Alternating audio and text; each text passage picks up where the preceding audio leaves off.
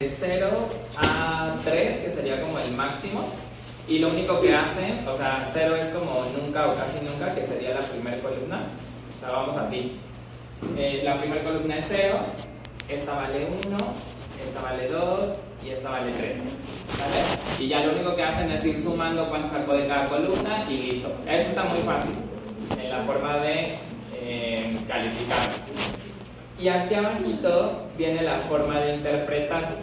Entonces, primero está el cuestionario y abajo está la información de cómo se califica y cómo se interpreta.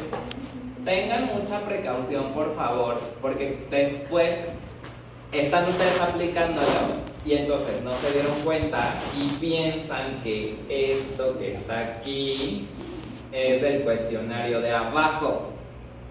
¿Sale? Entonces, tengan precaución. Primero viene el cuestionario, tabla 1, y después del cuestionario, abajito, está el cómo tengo que calificar y cómo tengo que evaluar.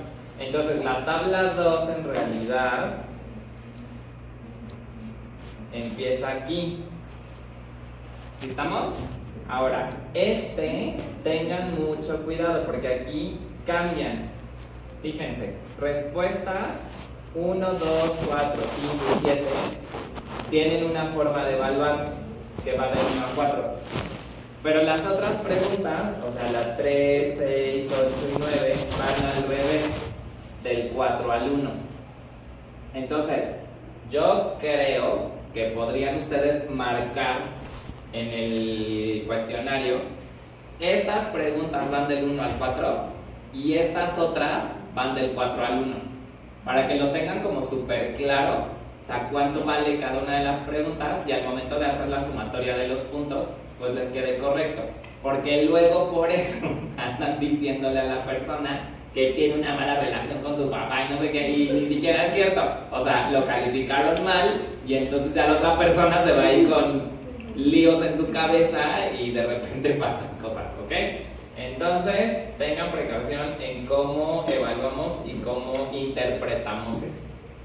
Ahora, este cuestionario es el de el papá y aquí tengan también precaución,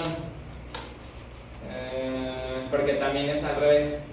De la 1 a la 10 va del 4 al 1, pero de la 11 a la 24 es al revés, va del 1 al 4. Entonces, sí les digo que, o sea, cada uno de los cuestionarios hay que poner como mucha atención porque se califica de una manera diferente. Por ejemplo, hay otro. ¿Cuál era? Vean. Dice, si la muestra son estudiantes universitarios, se pueden utilizar puntos de corte de 41, más de 41 o igual a 41 para mujeres y más de 40 para hombres. Los valores más altos indican una relación negativa con la mamá. Entonces, aquí por ejemplo, pues ya vienen como los puntos de corte que ustedes tendrían que considerar para indicarle a esa persona pues si hay una mala relación o si está todo perfecto. Igual acá, por ejemplo, en este caso todas las preguntas van del 1 al 4. Lo único que les quieren hacer como énfasis es, por ejemplo, el tipo de preguntas que tienen que ver más con lo que la persona piensa o interioriza sobre eso que le están comentando. Y las otras preguntas son como ciertas creencias que se tienen hacia pues esta parte como de la importancia del cuerpo.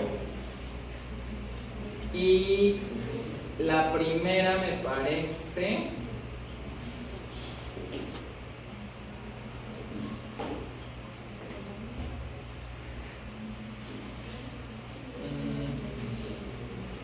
esperen. Es esta. En la tabla 2, chicos, no les dice como qué puntos de corte utilizar. O sea, en la tabla 2 nada más te menciona cómo se califica, pero aquí abajo, en la forma de interpretar, solamente te dice valores más altos indican alta autoestima. Pero ¿cuántos sería como valores más altos? Entonces, aquí por favorcito, y si lo pueden ir anotando de una vez, se los agradecería bastante. Por ejemplo, tienes 2, 4, 5 preguntas que el valor más alto sería 4. Entonces, si multiplicamos esas 5 preguntas por 4, ¿cuál es el puntaje más alto que vamos a sacar ahí? 20. Y estas 4 preguntas, el puntaje más alto sería 1, o sea, que sería como el de con mucha frecuencia. Entonces, 20 que llevaban acá y 4 de aquí abajito, ¿cuántos serían? 24 puntos. Entonces, 24 puntos y de ahí hacia arriba indicarían alta autoestima. ¿Vale? Si sacan menos de ese puntaje, entonces, bueno, pues como que va disminuyendo un poquito esa parte. ¿Va? Ahora, quiero que vean unas de las preguntas.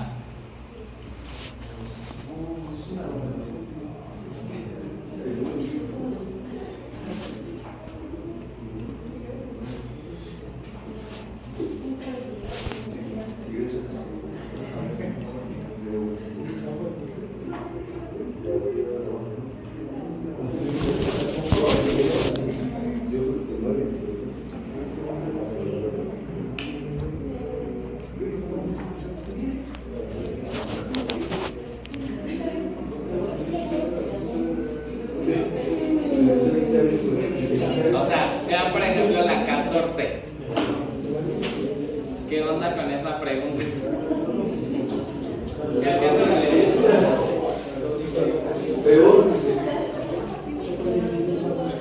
¿Vale?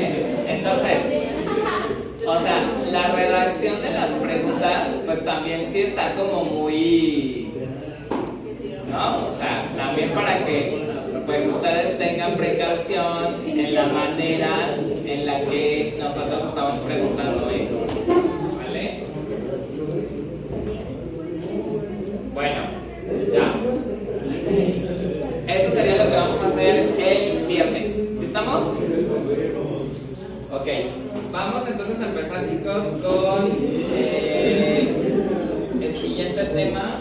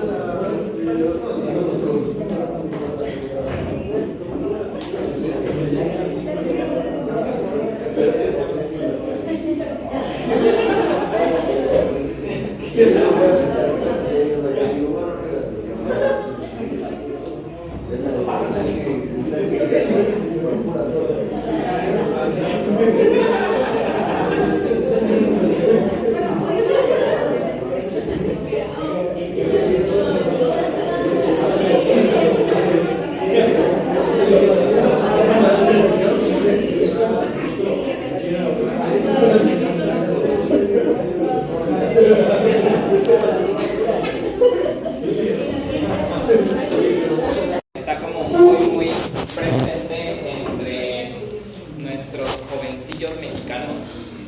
Entonces, solamente es como una introducción porque es una de las principales complicaciones en los adolescentes.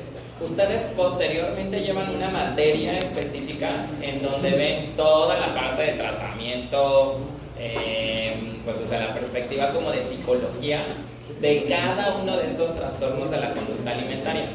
Entonces, ahorita solamente nos vamos a centrar como en 2 tipos de trastornos porque existen como una diversidad, o sea, entre los que son restrictivos y entre los que son tipo bulimia, por ejemplo, entre estos dos existen como muchas versiones en medio, pero todos esos los ven en la parte ya como tal de psicología de la alimentación, ¿sale? Entonces, nosotros solo nos vamos a centrar como en estos dos grandes grupos y específicamente nos vamos a centrar en tratamiento nutricio para adolescentes, ¿ok? Porque pues es distinto como en si son etapas a lo mejor posteriores de la vida en donde se presentan estas conductas de riesgo, ¿vale?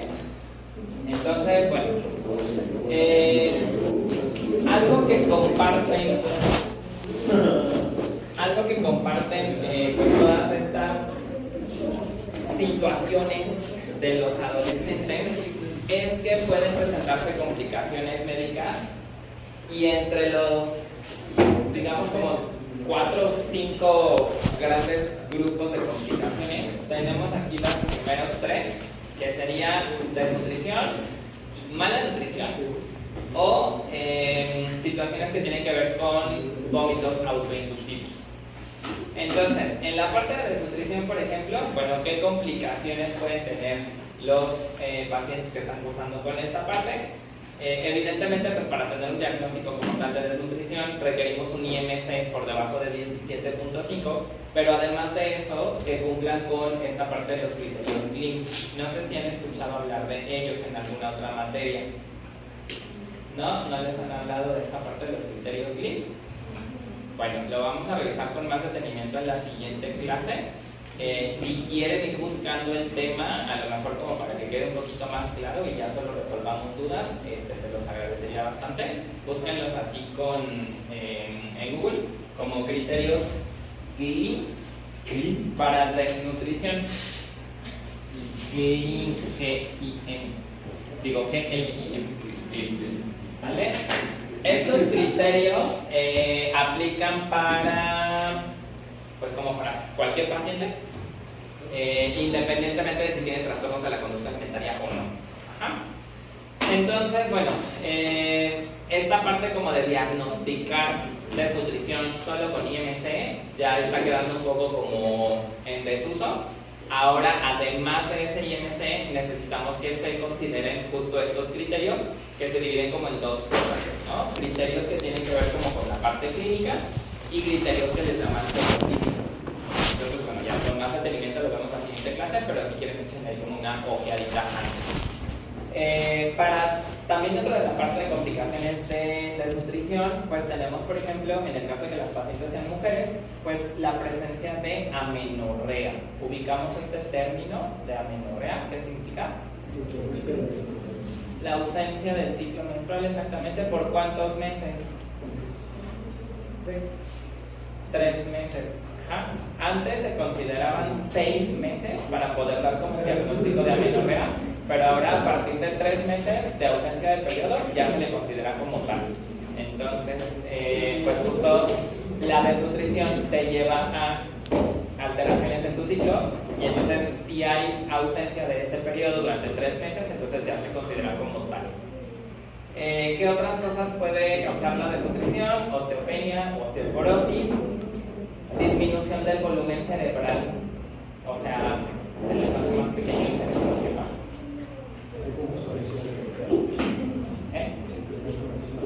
Menos conexiones, exacto, como que se vuelven un poquito más lentones los pacientes, hombres o mujeres, no pasa nada. O sea, como que estas conexiones como que no les giran tan rápido la rodilla, o sea, como que necesitan pensar más veces o más tiempo como para dar una respuesta, por ejemplo, y ciertos estímulos también pues como que no los perciben de la misma manera, ¿sale? No es como tal que la cabeza o el cerebro se haga más chiquito, sino más bien como las reacciones que se tienen hacia ciertos estímulos, ¿vale? Por supuesto que va a haber una intolerancia al frío, porque acuérdense que la grasa subcutánea pues es la que regula la temperatura del cuerpo. Entonces, pues hay como modificaciones en ese sentido. La piel escamosa y faneras quebradizas. Ubicamos como faneras. ¿Qué significa esa parte? ¿Como qué, mi niña? Allá, de aquel lado. ¿Qué son? ¿Qué son? Sí, justo es eso.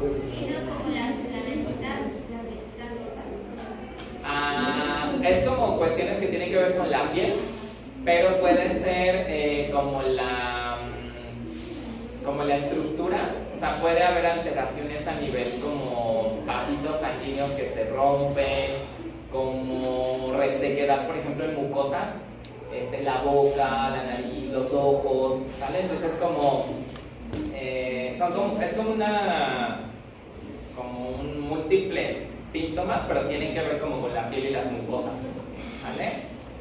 En el caso de mala nutrición, pues ya platicamos que puede haber como deficiencias específicas en nutrimentos. Entonces, por ejemplo, en el caso de anemia, pues pudiera ser por complejo B, pudiera ser por hierro, pudiera ser por ácido fólico. Pelagra, por ejemplo, que es lo de la niacina, ¿se acuerdan de la vitamina B3?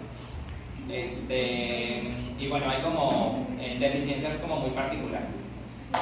En el caso, por ejemplo, de vómitos autoinducidos, pues tenemos también como muchas modificaciones o complicaciones que pueden presentarse, desde lo más así levecito, que sería como que la persona pues empieza a cursar como por reflujo, hasta situaciones ya más graves como el síndrome de Mallory-Weiss o esófago de Barrett. Si ubicamos como estas alteraciones, tienen que ver un poquito como con la parte del esófago y justo donde está el cardias, como esfínter que conecta esófago con la parte del estómago. Evidentemente, pues al haber como reflujo por estar induciendo el vómito, pues los ácidos estomacales empiezan a quemar la parte baja del esófago. Entonces, evidentemente el esfínter, pues al tener modificaciones y cicatrices, pues ya no tiene como el mismo efecto. Entonces, a veces permite el flujo ya con actividades como simples, como solo agacharse o estar acostadas en forma horizontal, la comida se regresa, o sea, simplemente pues así. Entonces, esófago de Barrett, por ejemplo, es como una fibrosis que se hace justo en este esfínter que conecta ambas estructuras.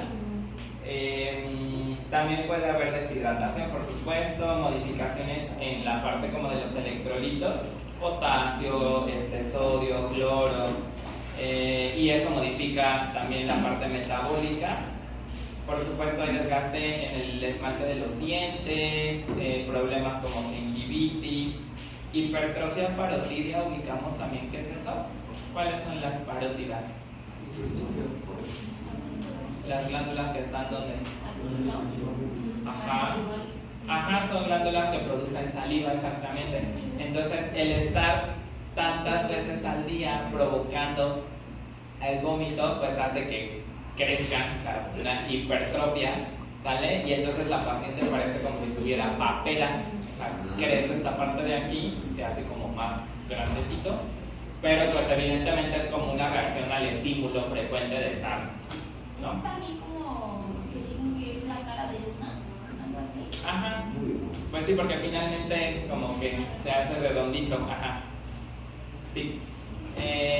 Y bueno, seroctalmia y serostomía, ¿no? También como complicaciones de esta parte.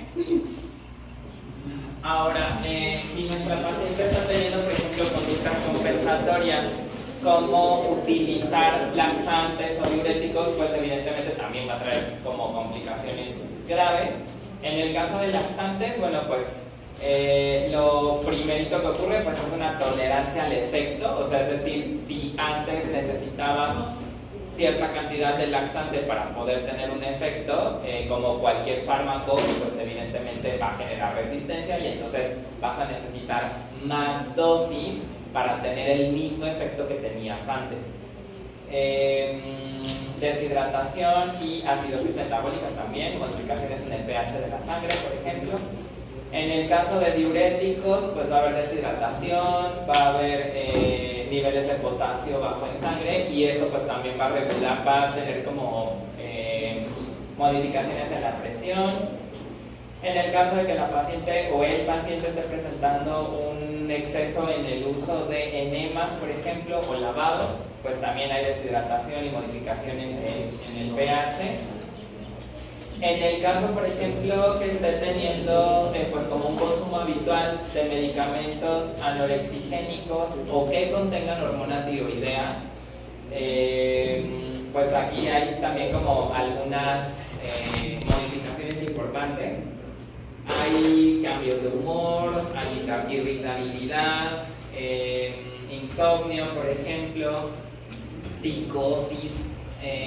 A lo mejor a ustedes ya no les tocó, pero hace un par de años en México existía un medicamento que creo que se supone que está prohibido, pero yo lo he visto en Mercado Libre, que es la sirutramina. No sé si alguien lo ubica. Sí. ¿Lo han escuchado hablar de sirutramina? Era un medicamento que se utilizaba para el control del peso, pero generaba como efectos parecidos al Orlistat. ¿Ubican Orlistat? Sí, también. Bueno, pero lo que pasaba con ese medicamento es que generaba cosas a nivel psicológico, sirutramina. Entonces en Estados Unidos se dejó de vender desde hace millones de años, pero aquí en México lo seguían vendiendo hasta hace poco.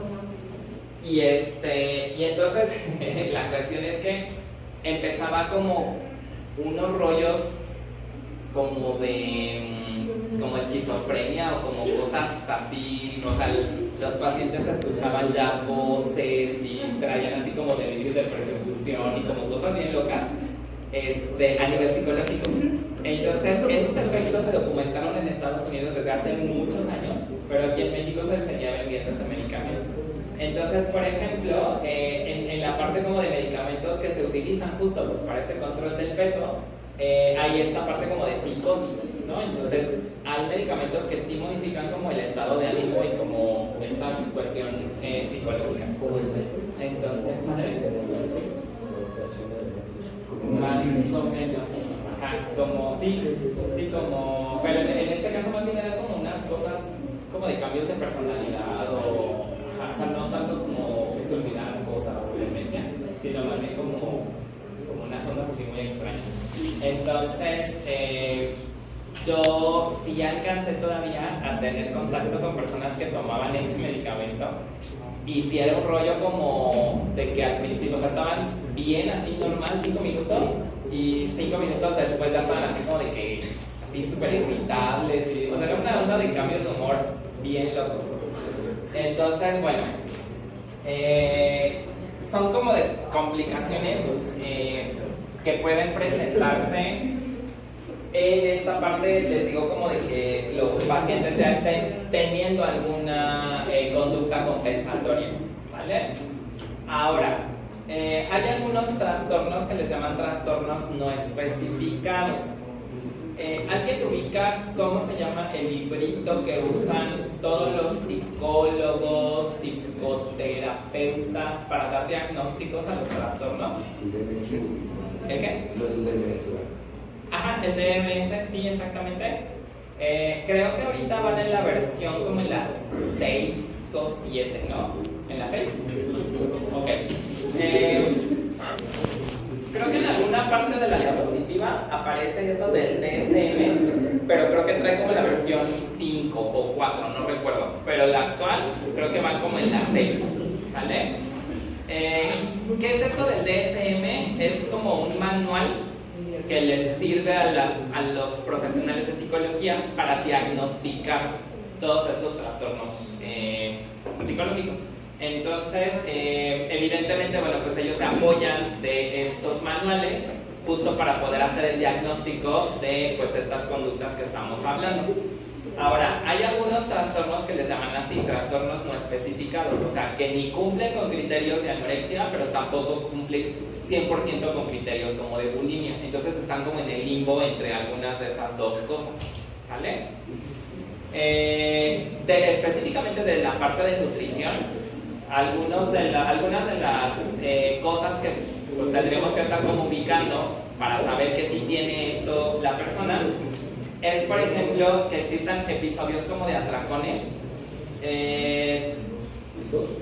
Dice con 3 o más de las siguientes: comer más rápido de lo normal, que en algunas ocasiones la mayoría de nosotros, pues por cuestiones como de trabajo o escuela o cosas que hacer, pues la verdad es que sí comemos más rápido de lo que deberíamos, ¿no? O sea, ya no nos tomamos el tiempo como hace muchos años, en donde las comidas pues eran como momentos de compartir con la familia y todos se sentaban a la mesa y platicaban, etcétera, y eran como comidas así de 2 horas, ¿no? Y aparte la sobremesa, ¿no? Que decían.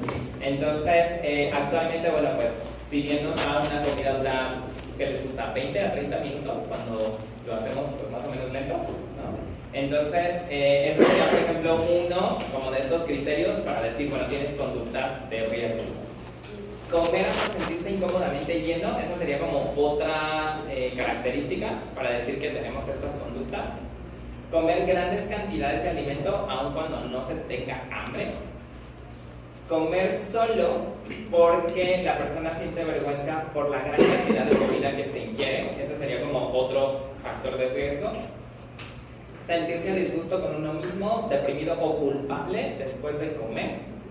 Tener elevados sentimientos de angustia durante estos episodios de atracón. Que estos episodios ocurran 2 veces a la semana durante 6 meses, ese sería también como otro criterio. Y que el episodio de atracón se encuentre asociado con el uso regular de conductas compensatorias, o sea, las que estábamos platicando anteriormente. Usar laxantes, enemas, lavados, medicamentos, ¿vale? O hacer ejercicio así un chorro. Entonces, bueno, si eso ocurre, entonces, pues nosotros estamos teniendo algunos criterios para estos trastornos no especificados, ¿vale? Ahora, ¿qué es lo que nosotros tendríamos que estar como vigilando desde la parte de nutrición?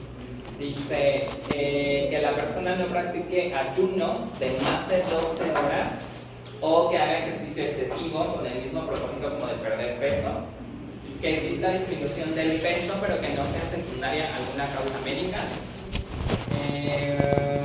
que existan atracones como están descritos en el DSM-6, ahí les digo que ahí aparecen 4 pero ya van en la versión 6, que se utilicen conductas compensatorias como vómito, laxantes, diuréticos, etcétera, y que se realicen ejercicio físico por varias horas del día, inclusive sacrificando como hacer otras actividades solo por estar como aquí haciendo mucho ejercicio, ¿vale?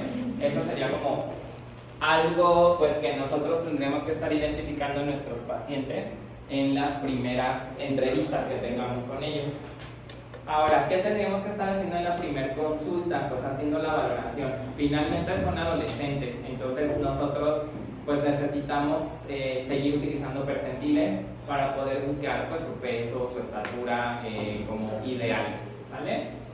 En el caso de mujeres, bueno, preguntar la parte de la fecha de última menstruación porque a veces se nos olvida de esas cosas y hay como ciertas modificaciones por ser adolescentes.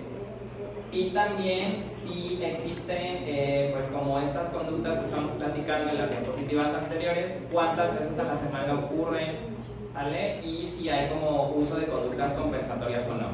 Yo sé que para la primera consulta suena todo un reto porque evidentemente pues no le podemos generar confianza a la persona pues como para que te cuente esas cosas, ¿no? En primera instancia, pero sí sería como algo que tendrían que estar haciendo ustedes si identifican algún paciente con estas características, por lo menos en las primeras 2 o 3 consultas, o sea que no pasara como mucho tiempo para que tú tengas bien identificados pues por lo menos estos datos, ¿vale? Ahora, también sabemos que la parte de antropometría difícilmente pues podemos como omitirla porque al ser adolescentes pues repito, necesitamos estar evaluando esas pérdidas de peso o ese crecimiento lineal, entonces a veces es complicado porque dices, bueno, si le tomo mediciones, o sea, le digo cuánto pesa o no le digo, o voy a estar como favoreciendo más esas conductas de riesgo, o sea, como que es un gran reto, la verdad, el trabajar con pacientes de este tipo, y más cuando están en la etapa adolescente, ¿no? Porque finalmente pues como que si es complicado pues el cómo lo abordamos, ¿no? Entonces yo considero que una de las estrategias pudiera ser preguntar, ¿no? Si podemos nosotros pues hablar sobre esos temas y tomar mediciones y o sea, como qué tan a gusto se sentiría la paciente hablando de eso y si podemos o no podemos como tomar mediciones en estas primeras consultas, ¿no? Ahora, por supuesto que el tratamiento con estos pacientes va de la mano 100% con psicología.